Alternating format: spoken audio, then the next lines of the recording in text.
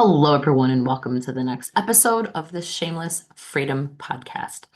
And we are continuing on with our series on the top 10 religious limiting beliefs that hold us back as women from our sexual freedom. In today's topic, only virgins are pure and holy. Now, I was raised in a devout Catholic home where the concept of modesty and purity was highly regarded. And I'm not saying that sexuality should not be sacred.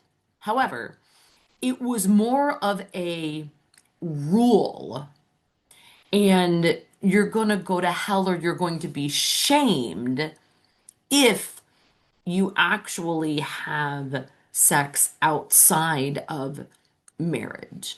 That if you were a good Christian girl, then you will save yourself for your partner. And there's nothing wrong with honoring your virginity, right? Like choosing to be with someone who you love and you want to share yourself with. I'm not discounting the love of self and the self-respect that is important in making the choice of being intimate with someone. But when we are raised in a culture and a religion that shames you if you do have sex outside of marriage, or if you actually have sex before you're married, it doesn't mean that you're bad, wrong, dirty, or shameful. But what we have been taught in our society, in our world today, is to honor the women who were virgins and to dishonor the women that were not. And I think that is what I have an issue with from my perspective, is that just because a woman chooses to save herself for her partner doesn't make her better than someone who does not. And I think that that's a real disservice that we provide to our children in today's world. Yes, we want them to choose a loving partner to be intimate with. We want them to be safe. We want them to be responsible. But just because you do that, it doesn't mean that you are holier than thou. If you save yourself sexually, it does not mean that you are entitled to be this amazing person because you saved yourself, and that we should honor and worship you because you saved yourself. Nor on the flip side, does it mean that someone who chooses to have sex before marriage does not mean that they're dirty. It does not mean that they are not holy, that they are not a woman to be admired or looked up to. And I think that is where we falter in teaching our young girls what role models are. You see, I was taught that Virgin Mary was the role model, that we needed to be more like her, as opposed to other women in the Bible. You take a look at Mary Magdalene, and there are so many stories that are buried. And about who Mary Magdalene really was, how she showed up, and how she was actually an example for us. But that is not what we were taught.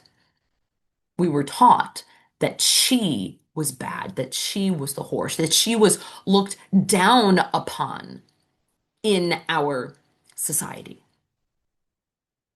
And we do ourselves a real disservice when we have these, I don't call them ultimatums, but these avatars of this woman over here, when you wear white and you follow the rules and you remain pure and modest, that you are holy and you should be looked up upon. Whereas if you don't follow the rules, if you color outside the lines, if you honor your body and your sexuality, that you are no longer innocent, you are no longer not pure.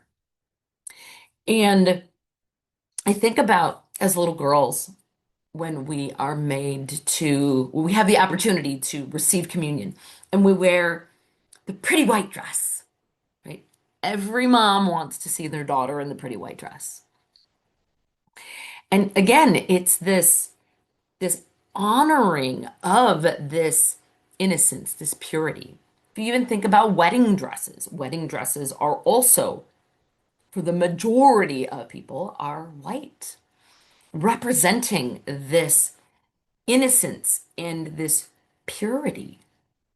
And we have been taught to shut off this sexual part of who we are. The truth of the matter is, we are primal beings and we have sexual desires. We have sexual thoughts, we have sexual desires. Our bodies were made to experience and feel pleasure.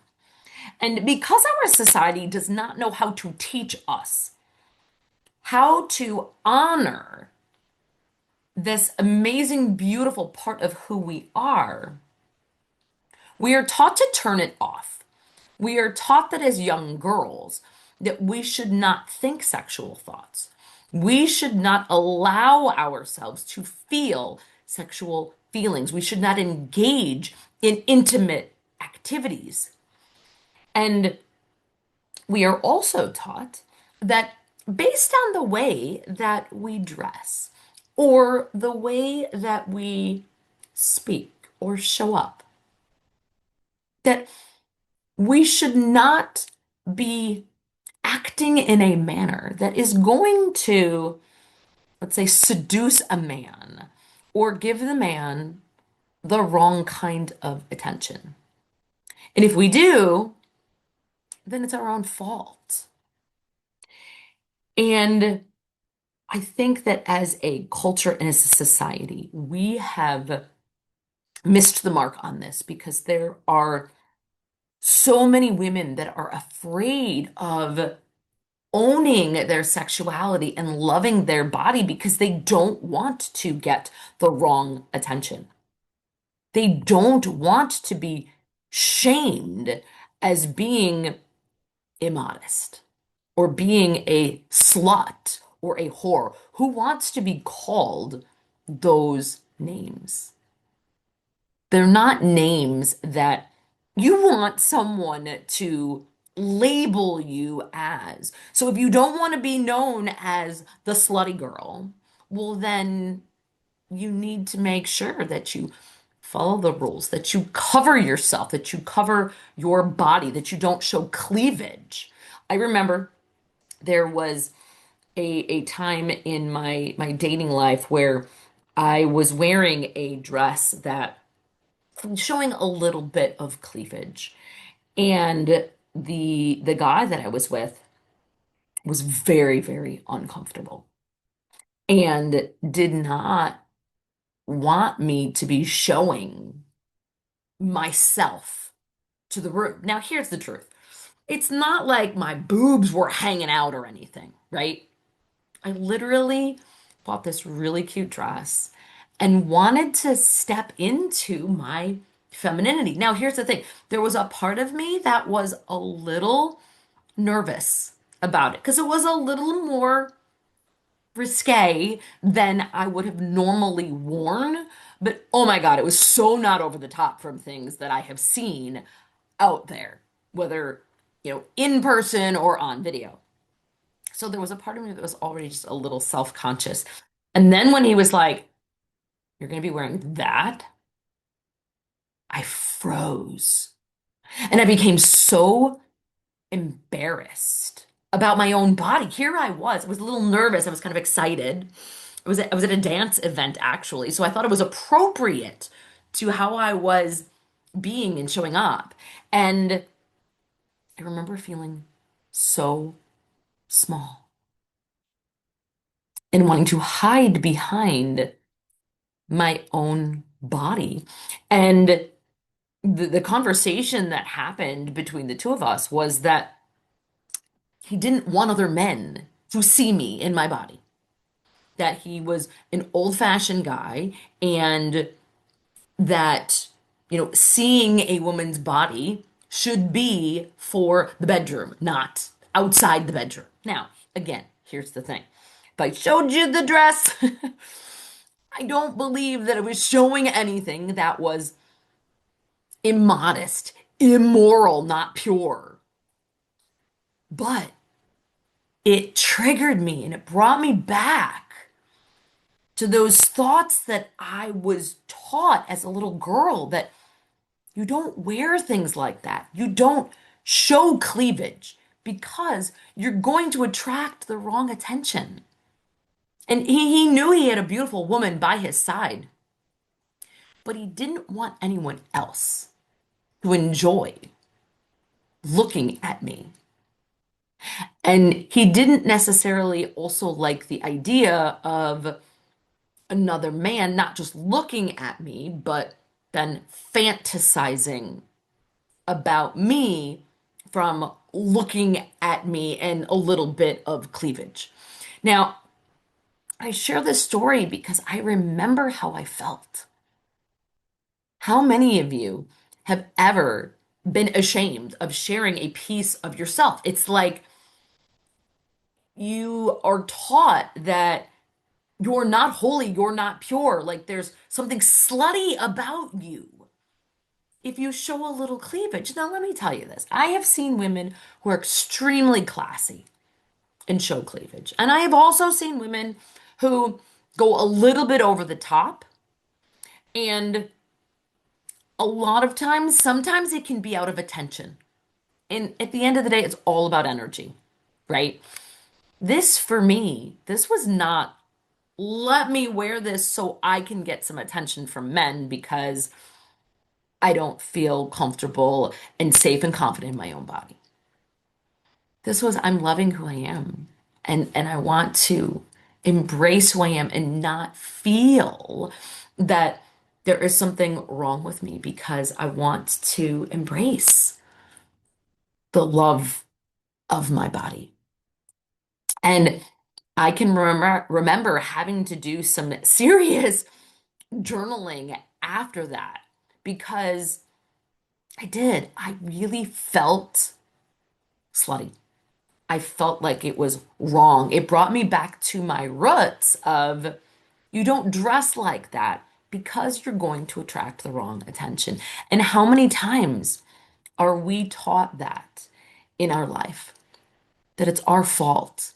If you wear something really sexy and a guy comes on to you or takes advantage of you, that it's your fault.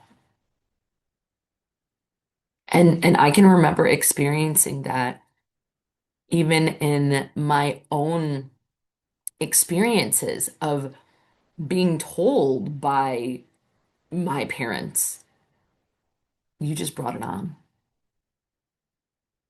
If you wear that, then whatever happens to you is your fault. And we shouldn't be talking to our children like that. There is a different way to talk about the risks and the dangers versus the pleasure and the responsibility.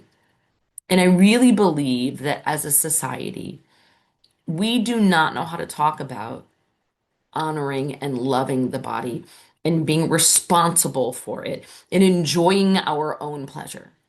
We just talk about the risks and the dangers and how we need to protect ourselves. Because let's face it, this is sometimes a hard topic to talk about, and everybody has different opinions. So it's much easier to just create a rule that says, you do this, you're good, you do this, you're bad. Like, just draw the line. And the reality is so much more than that. If we shut ourselves off from our sexuality, we don't know what it means to actually embrace our sexuality. Think about this for a moment. If we were taught to be innocent and pure and modest and not to really embrace those attractive, desirable, sexy feelings, and you shut them off, and then you get married, are you just supposed to, like a light switch, just turn it on? That's not how it works. This is one of the reasons that we have so many issues with self-love and self-worth is because we have taught our girls and our women to shut off a piece of who they are. And only when it's appropriate are they able to turn it back on. Well, but no one ever taught you how to turn it on.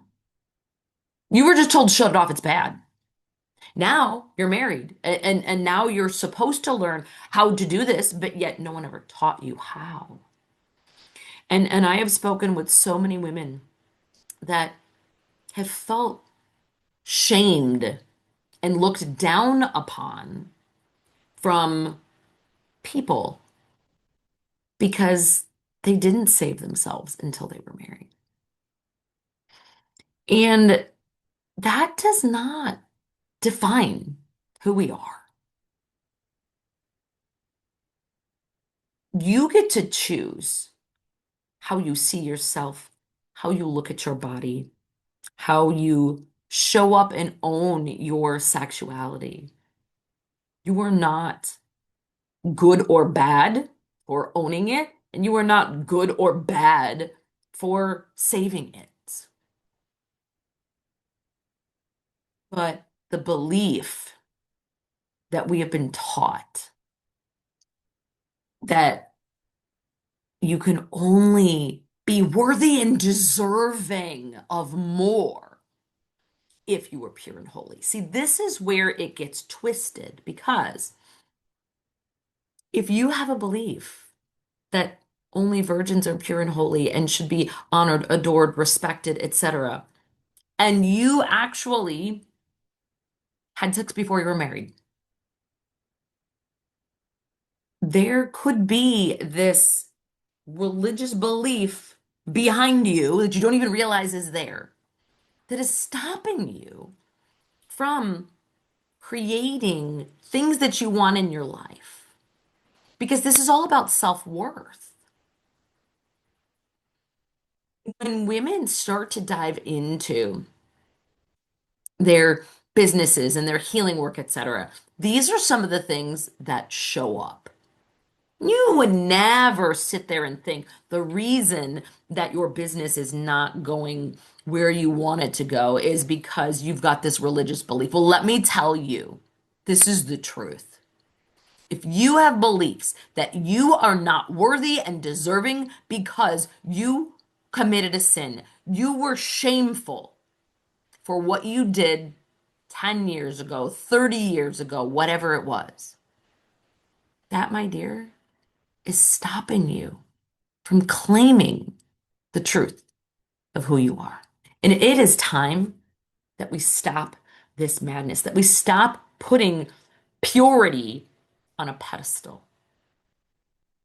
Stop taking breaking the rules and saying that someone is bad and allowing a woman to choose what feels right for her. Creating the education, creating the community, the culture out there that provides education and inspiration and information so that we can make the best choices for ourselves and then not be judged or shamed for the choices that we make.